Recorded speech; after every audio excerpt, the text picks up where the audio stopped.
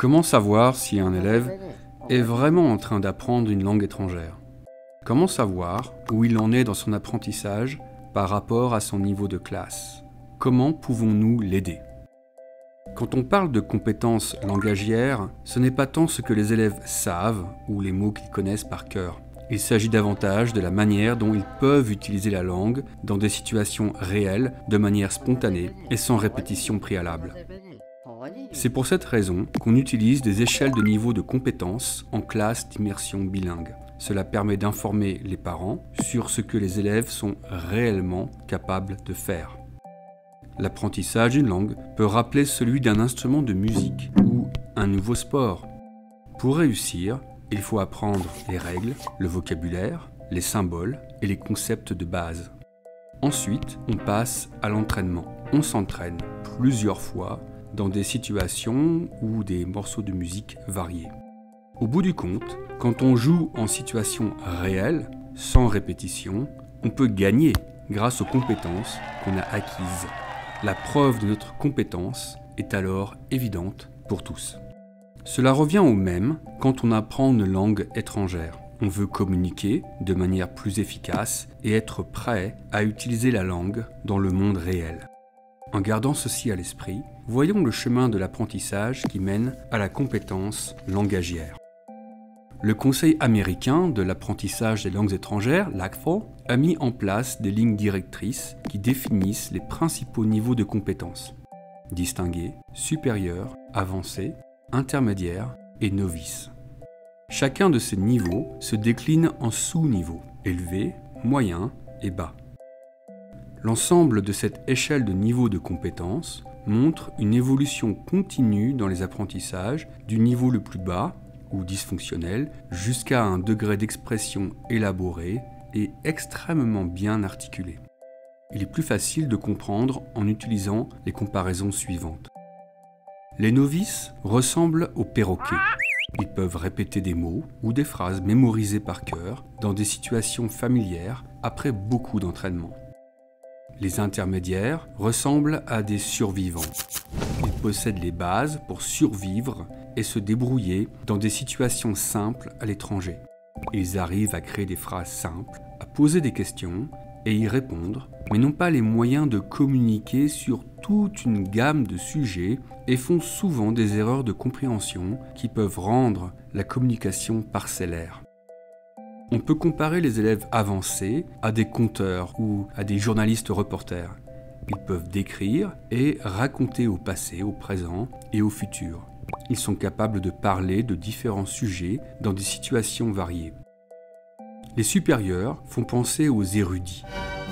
Ils peuvent parler de sujets abstraits, présenter des hypothèses, soutenir un point de vue et sortir de situations linguistiques peu communes.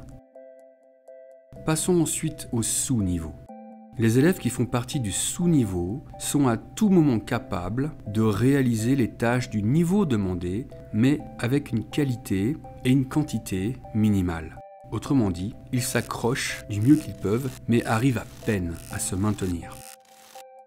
Les élèves intermédiaires sont à tout moment capables de réaliser les tâches au niveau demandé. Leur contrôle est solide, soutenu dans le temps et de bonne qualité. On dit qu'ils sont forts et solides.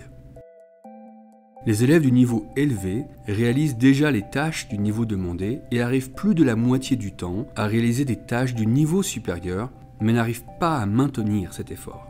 L'ACFL surnomme ces élèves des anges déchus car ils arrivent presque à passer au niveau supérieur, mais retombent à leur niveau réel.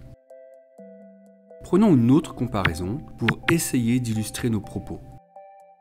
Imaginez un bébé en train d'apprendre à marcher. Généralement, avant de marcher debout, un bébé devient expert de la marche à 4 pattes. Ce bébé est un solide marcheur à 4 pattes, ou est au niveau intermédiaire moyen en 4 pattes. Petit à petit, ce bébé va se redresser et tenter de marcher debout.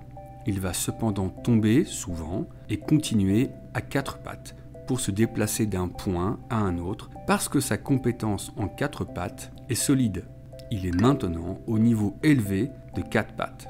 Il essaye de marcher debout, ce qui est le prochain niveau, mais il échoue souvent et reprend la marche à 4 pattes. Avec de l'entraînement, ce bébé arrive à se relever et à faire quelques pas, mais cela reste fragile. Il marche de manière hésitante et risque de tomber, mais il va se relever et recommencer à marcher. Ce bébé est maintenant au niveau marcheur bas. Quand il commence à marcher régulièrement, il passe au niveau marcheur moyen.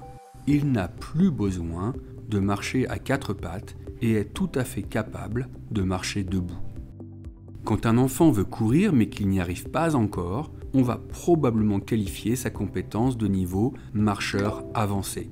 Généralement, on voit cet enfant courir, finir par trébucher et ralentir. Vous souvenez-vous de la comparaison de l'ange déchu ? L'enfant tente de passer au niveau supérieur, n'arrive pas à y rester de manière continue, puis retombe au niveau inférieur où il se sent à l'aise. Quand l'enfant arrive à courir de manière continue, on peut dire qu'il est passé au niveau coureur moyen. D'une même manière, dans l'apprentissage d'une langue, les enfants progressent en passant par des étapes qui correspondent à ce qu'ils savent faire avec cette langue. En utilisant ce que nous savons sur la compétence langagière, les parents peuvent avoir une idée claire de ce qu'on attend des élèves en fin de chaque niveau. L'objectif pour un élève de première année, en immersion bilingue par exemple, est de parler à un niveau novice moyen à la fin de l'année. Un élève de 6e, lui, aura pour objectif de parler à un niveau intermédiaire moyen. Le niveau de l'objectif à atteindre peut varier d'une langue à l'autre. On a basé ces objectifs sur l'étude du temps moyen nécessaire à leur acquisition. En comprenant le chemin qui mène à la compétence langagière, les parents peuvent apporter le soutien nécessaire tout au long de l'apprentissage et les élèves peuvent progresser dans leur maîtrise de leur nouvelle langue. Pour davantage d'informations et de conseils, visitez le site internet de Utah World Languages ou du guide de compétences de LACFL. Vous pouvez également à tout moment contacter nos spécialistes en immersion bilingue du district scolaire de Granite.